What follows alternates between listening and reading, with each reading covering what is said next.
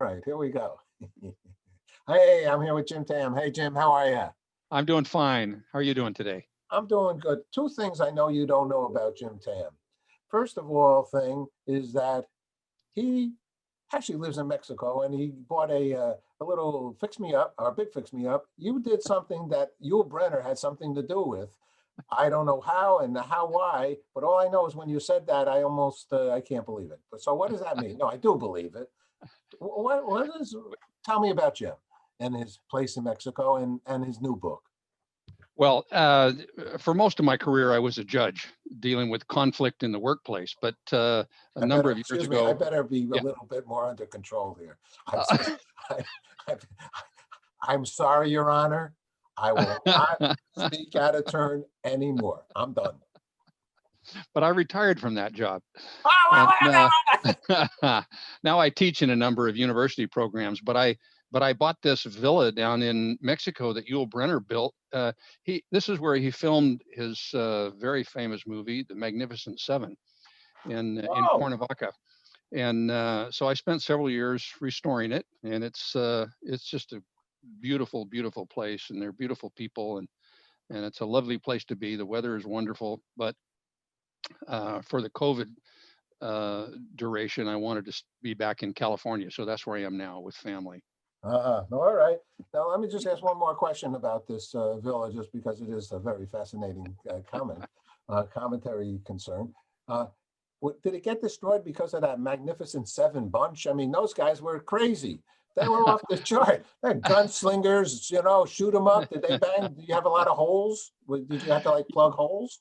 No, actually, it had been vacant for a number of years, though, so it did take some restoring. But part of the restoration where I was so fortunate, I was able to track down old photos from the house. So I have pictures of Steve McQueen and Charles Bronson and the whole all of Magnificent Seven playing poker down by the swimming pool and having lunch out in the backyard. It's just fun to find things like that. God darn, I'm excited. So let's go. Well, there's plenty of room. It's a big place. Wow. Well, congratulations there, Judge. Thank you. So now, where have you been? I know you were a judge in many scenarios. Yeah. What was your last judge job? I was a senior administrative law judge with the state of California dealing with collective bargaining disputes, and I got involved in teaching collaboration skills because we kept seeing the same organizations come through our system with litigation and with conflict. It was very expensive for the state of California. So I got involved in this project to teach collaboration skills, and I enjoyed that so much that eventually I decided to retire as a judge after 20 years. And now I teach collaboration skills in a number of different university programs, the Stockholm School of Economics and the University of California, and some MBA programs in France and in Mexico. I'm going to put this. I decided when I agreed to have this opportunity, and he's a TEDx speaker and the co-author of Radical Collaboration: 5 Essential Skills to Overcome Defensiveness and Build Successful Relationships. So I'm going to put this actually under health and wellness, because I have a relationship, but when people can get along, their health and life, I think, drastically changes. And I think you as a judge can say yes or no to that comment. It's absolutely the truth. In fact, in my 20 years as a judge, I almost never had to deal with pure legal issues. People were almost always before me because somebody would start feeling vulnerable and then they'd get defensive. And when we get defensive, our thinking becomes rigid, our IQ drops about 20 points, and we simply become stupid. And we're terrible at solving problems that way. So I've seen that as one of the biggest issues, certainly in organizations, which are mostly my clients today, are big, large global organizations. That's one of the big issues, and also in leadership issues. Yeah, I agree with that totally. I grew up in the communications industry 40 plus years. Actually, I was out there in Television City. I was a assistant manager of Television City, Fairfax and Beverly. The Okay. old days, All in the Family, Sonny and Cher, a lot of great shows. Yeah. And in any case, the fact is that it's usually human resources that resolve scenarios. And on a TV show, it's not, does the makeup person get happy with the actor? Does the actor get, it really is, it's really a human development, human behavioral scenario to succeed Yeah. in a TV show too. And the fact of the matter is nobody actually cares. All they want to do is sit back and watch a television show.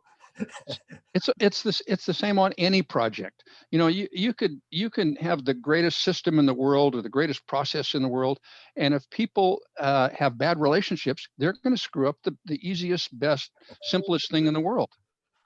I'm in the middle of that deal right now. So and I kept praying it can get resolved. So I'm trying to be that middle. I'm an interfaith minister too. So I have a little bit of a, not that that means anything, but I do look at that side of forgiveness and of acceptance and of confusion. And I've always been in a position to be sort of a middleman, production manager, a position where I'm sort of like the president of the class. Oh yeah, you got a good idea. Well, no, you got a good idea. How can we like merge that? So were you a psychology major, or how did you get into this judgeships? Well, I took no, I was my major in college was industrial business, industrial management. But I did have a lot of psychology. I was drawn to that. My wife is a psychologist. My daughter is. My partner, the co-author is. I seem to be surrounded by psychotherapists. So I've certainly been greatly influenced by that. Yeah, my daughter is also, and I'm her best, person. Case. Client. She learned everything because of me. Oh, mentor. Oh, that's what you meant. Okay. No, I mean confused person. Man, you're so beautiful. Look how you made me feel much better. Yeah, I was her mentor. No. All right. So you have 5. Give me a couple of these examples of how we can make a scenario in a setting much more pleasant. Put it like well, if I had to pick one single thing that would help people in relationships, if they did a better job of managing their own defensiveness, that would be the thing that would give them the biggest bang for their buck. It's if they can recognize when they're getting defensive at an earlier point in the process, and then take some action to try to reduce the damage that their defensiveness makes. And there's some simple ways some easy ways of doing that. First, you got to figure out what defensiveness is about. And typically people think that when we get defensive, it's because somebody's done something to us and we need to defend ourselves from that. That's not what's going on when we get defensive. When we're getting defensive, there are fears inside of us that we don't want to feel. And so we behave in certain ways that let us be unaware of those fears. For example, if I have some concerns about my competency to do this presentation today, and say it's going really badly, and I'm forgetting things and going out of order and all that kind of stuff, that could cause me a lot of discomfort that I don't want to feel. So one way that I could avoid that and lessen the discomfort is I might start blaming you or start blaming the audience. It's like, well, this isn't the smartest group I've ever worked with. How could I be expected to do a good job here? Well, and look what time it is. And you figured me out pretty quickly.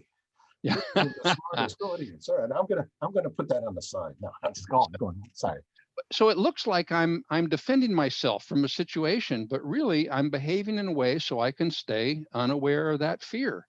So you have to notice the fear in the first place. Interesting. And the way that we suggest people do that is, since the fears are all unconscious, they're hard to realize until the damage is already done. So we encourage people to start paying attention to their outward behaviors when they're starting to get defensive, because those are easier to spot. And so you can create an early warning system. For example, I notice when I start getting defensive, I start talking louder, I start breathing faster. So anytime I'm in a situation and I'm getting feedback, or in a stressful situation, and I notice myself talking louder and breathing faster, the alarm bells can go off. Ding, ding. Hey, Jim, pay attention. You're doing that. So we encourage everybody to start paying attention to what their signs of defensiveness are. And in the book, we've got a list of about 50 of them, but there are things like loss of humor, high charge of energy in the body, sudden drop in IQ. That's one of mine. Wanting to be right, wanting the last word, flooding with information to prove a point, withdrawal into deadly silence. So if you can pay attention to what your behavior is, then you can spot it earlier. Then you can take some action. Try You and know, save the day. I so often, I don't know whether that's because I don't get enough recognition for the kinds of things I do, but I take a moment and I almost tell them my resume, people, and you know, now I'm starting, you know, today's a new day, right? So today's a day I could say to myself, Paul, you ain't never going to do that again. And then if I have any discipline, I never do that again, right? But Well, that's not so easy. Yeah. Okay. What? what you're trying to do there is you're trying to overpower yourself rather than look at what's going on underneath that. You're trying to Okay. use self-discipline rather than understanding. And you know, I was talking about fears driving our defensiveness.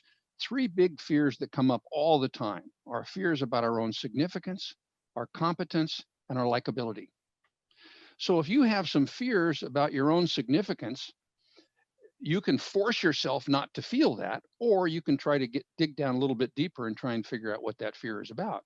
And if you can deal with it that way, you're going to have a much greater chance of it being congruent over the long term, you know, rather than just it works as long as you're paying a huge amount of attention to it. So And in then when essence, you you get can under work, stress, you won't. you can potentially work through it by understanding it and by Absolutely.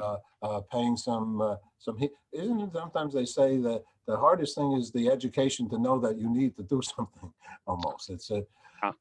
that's sort of like a win. There was a great old Glenn Campbell song Oh, where he was saying, "My strengths tell me, my weakness shows." Well, that line has stuck with me. You know, it's great because if you don't have that strength, if you don't have the ability to observe your own behavior, you're pretty lost. You might be like a cork bobbing along on the ocean, but you'll never have any really deep understanding of what's going on with your life. a duck out of water. I did a Glenn Campbell special right there in that broadcast center. I'll never forget it. I'm a rhinestone cowboy. All right. You, So I loved him. He was a wonderful man there yeah, at yeah. the theater and for everybody around him. Well, you're doing real well here with this. And have you written, the name of the book again is what you could share? Radical Collaboration, and it's the second edition of it is just out. We made some newer parts to the book. We were talking about culture. One of the biggest things that we've seen over the years since we wrote the first edition about 15 years ago was Oh, wow. the range of cultures that we see within organizations. It used to be from a more hostile, highly conflicted organization that we would call a red zone to a more collaborative green zone. And lately we're seeing more people in organizations say, well, we must be collaborative because we never fight. You know, if there's a problem, I just keep my mouth shut, keep my eyes down and my mouth shut. And they were assuming that the absence of outright warfare meant the existence of collaboration, which is not the case. What they're really talking about is just that the organization is becoming conflict avoidant. And we call that the pink zone because it looks nicer than this hostile red zone, but it's even harder to deal with because in the hostile environment, you can see where the conflict is. In the pink zone, everybody's playing nicey, but nothing gets done. So that's one of the reasons why we decided to update the book. And Beautiful. It reminded me of when I was in a marital therapy session with somebody, a therapist, and he said to us, "What is the opposite of love?" And I probably said hate, but he said no, apathy. yeah, And I think apathy is what you're talking about in the pink zone. absolutely. If you are apathetic, basically you don't give a there is no win. That's basically all right, do whatever you want. I don't care. It's Right? deadly for an It's organization. deadly. Oh Yeah. boy. Because And they'll never, at some point, it's going to come back up, right? Is that part of the reason why? absolutely, it is, and it has clearly become the predominant organizational culture in, at least in our client base, but I think in the world today. It's Interesting. conflict avoidant, to get along, not stand out, um, hide if you can. It's Yeah, fear based.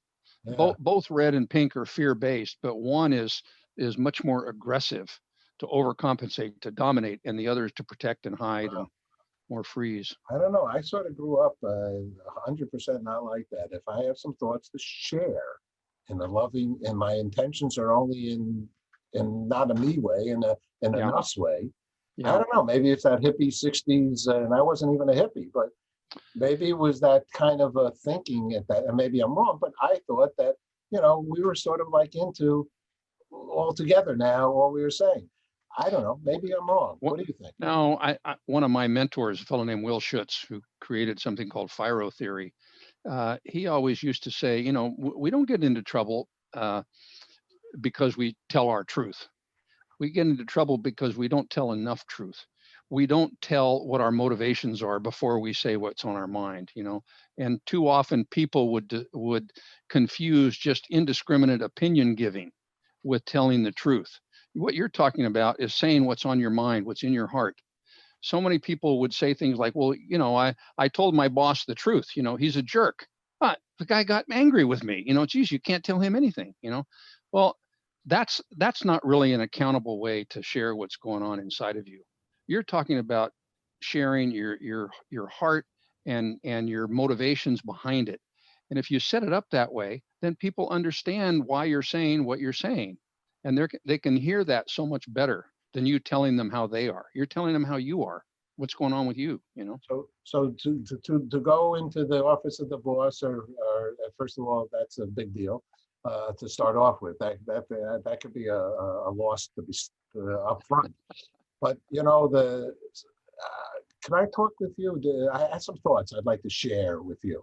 Is that Yeah, a good lead line? absolutely. And Absolutely. then maybe we could consider the thing. We talk like that. Maybe we consider you giving me a big raise. No. Well, so often the one big question that I get when I'm out speaking is people say, so I can stay in this collaborative green zone mindset pretty easily, but I'm surrounded by people in the red zone. How do I deal with them? And the advice that I give them is first of all, what not to do. First of all, don't point out to the other person that they're getting defensive or they're this hostile Boy. person. If you've ever been feeling defensive and someone has pointed that out to you, wow, you're getting kind of defensive here. You know how unhelpful that is. So it's The almost like main a thing you can, war. yeah, the main thing you can do is not get triggered yourself. So if you can go in and talk to the boss without getting triggered, if you can stay in that green zone center, you can be like that Aikido master in the middle of the room that's fighting off 20 warriors. But once you lose it and you get triggered, you're not going to be very good. And one other thing is to put, well, two other things. One, to put a lot more energy into listening to what they're saying. Ask them, questions. Help me understand that. But you're asking questions of education, not justification. You know, and then the second thing is, anytime you have any differences that you want to resolve, it's very helpful if you can negotiate your way through that by focusing on what everybody's interests are, trying to understand what everybody's needs are before you start looking for solutions. When we're teaching people to negotiate their way through conflict, typically the way they do it is they'll think of a problem, they come up with their favorite solution, then they go to the other party and they try to convince the other party that their favorite solution is better than the other party's favorite solution. And then they, either through trade-off or compromises or the superior strength of one side or the other, they reach some common agreement. What we're saying is, don't worry about solutions in the beginning. Try to understand what my interests are and what your interests are. And don't move on to the next step until we can each articulate the other person's interest to the other person's satisfaction. And a lot of people don't want to do that because they fear that it's going to send the message that I agree with you. but it isn't really me agreeing. It's me just understanding your point of view. And it's hard to come up with great solutions unless you can both understand the other party's point of view. But if you really understand what everybody's interests are, you dramatically increase your chances of finding a good solution, because usually for every interest, there are lots of different ways of satisfying it. We get hung up on our favorite solution, but oftentimes there's lots of different ways. So if you can keep that in mind, it's going to be very helpful Good too. one. That's a good one. Uncle, Grandpa, Dale Carnegie would say, bingo. Yeah, right. Exactly. That's how you make a sale in this world. So tell me, what's going on? What do you need? What are your needs? Exactly. Yeah, that's a beautiful thought. I love the way you're a smart man, and I'm sure you helped a lot of people in this scenario, and continue to. Congratulations. Let Thank me you. ask you one last question. I'd love to talk to you longer here, Sure. but I can't right now, because I got to try to resolve something that I have got going Okay. right now. I ask a lot of people, because we're into the peace outreach. Yeah. And the United Nations has an International Day of Peace. Actually, the first big peace event happened in the LA Coliseum in 1984. And I so, just did some work with them actually in with the United Nations in Bangkok, teaching them some okay. collaboration skills. Yeah. Yeah, they're Good organization. a good bit of their mission is, if not the mission, is to do that. It's built around that premise, and that is good news. So Yeah. I've asked a lot of people, what does peace mean to them? And Jim, could you share, what does peace mean to you? What is peace for you? It means safety to share what's in my heart and share what's in my head, without feeling fear of intrigue or mistrust or betrayal. Yeah, it's peace of mind, which is,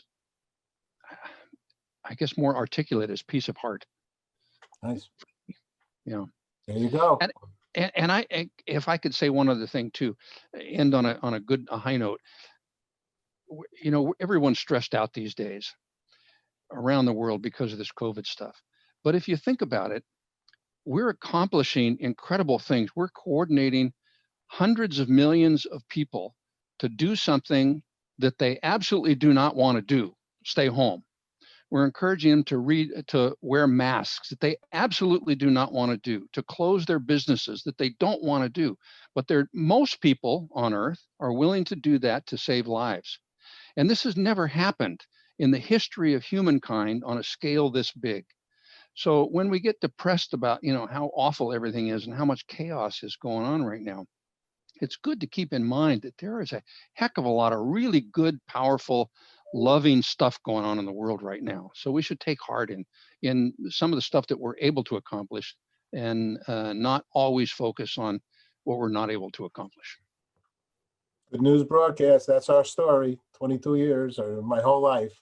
The world is good. The world is peaceful. We got a few people that can easily resolve their differences through non-conflictory way, nice ways. Yeah. Most of the world's peaceful. Or we would not be here. We would have blown ourselves up a long time ago if we were in a peaceful world. So, and this, by far, I agree with you. This is a great example, and thank you for sharing it. And it was very wise to add that right here, right now. Thank you. Jim, thanks so much. I really appreciate that. Good conversation. Thank you. It's been a pleasure very much. All right.